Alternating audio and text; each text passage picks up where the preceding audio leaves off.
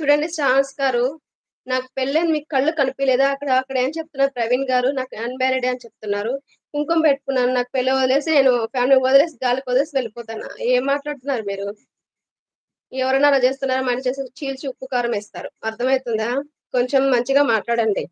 Comment చేసేటప్పుడు. మీరు అమ్మాయిది కరెక్ట్‌గా నాకు తెలిసినంతవరకు మీరు అమ్మాయో లేటో నాకు తెలీదు. అడిగినట్టు లేదు. అట్లా ఎవరు చేస్తారో వాళ్ళ దగ్గర వెళ్లి మీరు కామెంట్ చేయండి. నా లైవ్‌లోకొచ్చి అలా కామెంట్ చేయకండి. నాకు నచ్చదు. అర్థమైతుందా?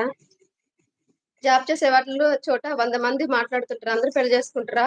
ఒక అమ్మాయి 100 మంది పెళ్లి చేసుకుంటుందా? ఏం మాట్లాడతారండి మీరు స్వామి?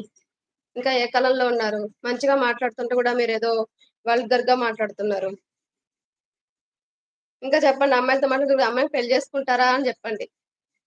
అమ్మాయిలను. అదే చెప్పినా అదే కదా నేను చెప్పినా కదా నేను చేసుకుంటా ఫ్రీగా చేసుకుంటా ఉన్నా అని. ఫ్రీగున్నా అని. అదే వాళ్ళేదో